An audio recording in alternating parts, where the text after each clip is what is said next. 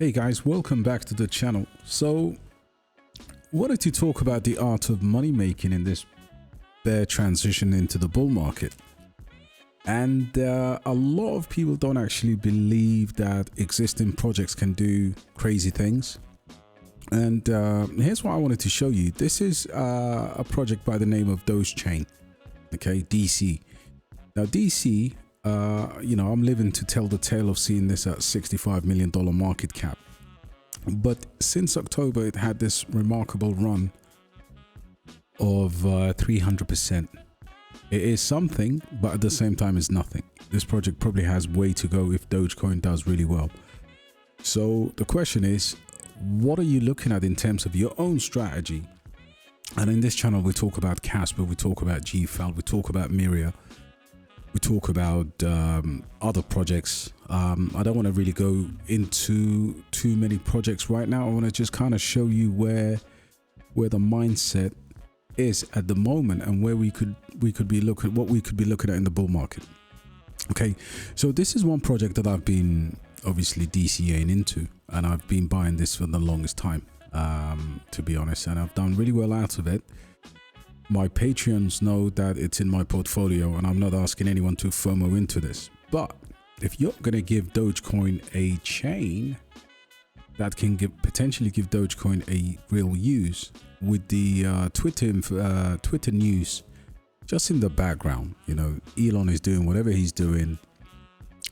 X, formerly known as Twitter, now has the payment codes and codes inbuilt into X.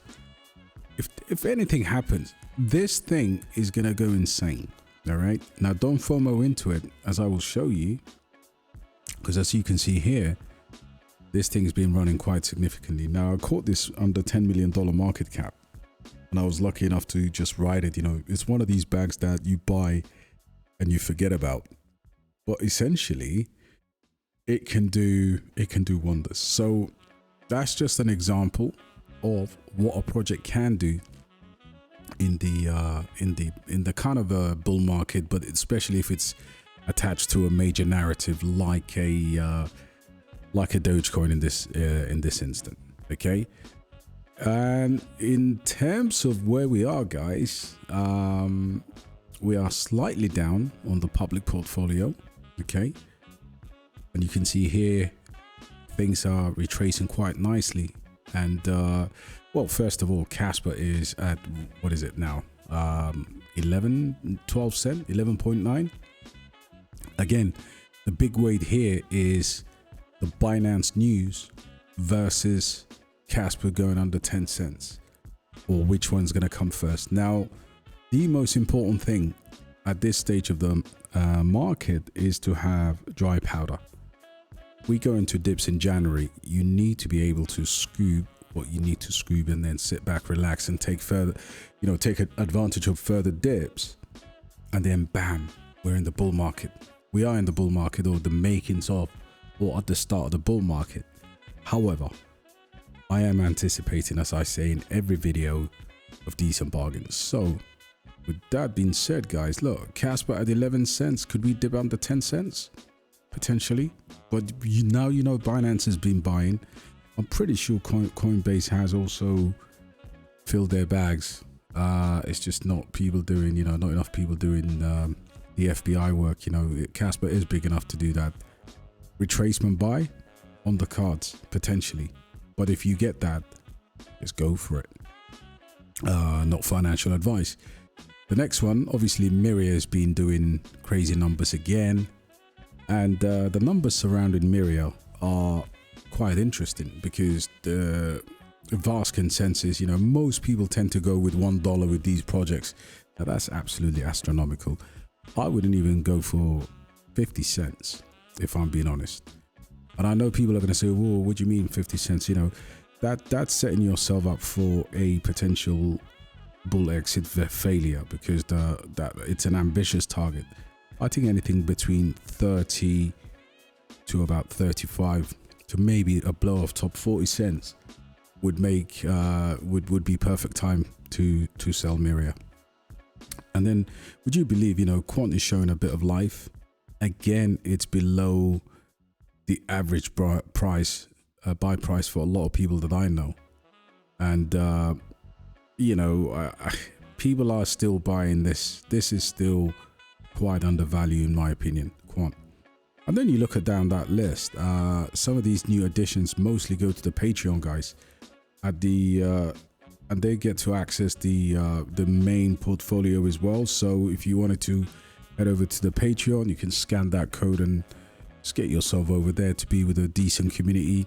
I was actually talking to one of my good friends over there. We've got plans to do some podcasts in Dubai, maybe change up what we do in the channel for the guys, just to show a bit more energy together. But yeah, it's a fantastic community, and if you scan that, you get to access my private portfolio that is only for the Patreons. All right, now just going back to this, guys, I honestly think the BRC narrative is gonna go crackers.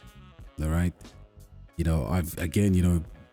I've been buying this ordinals, and the community know about it. I've been buying ordinals because that's a pepe on the BRC 20, and I'm sure that will actually go somewhere because it's such a small market cap. But before we do any of that, I mean, look at Audi now riding at 1.2 billion.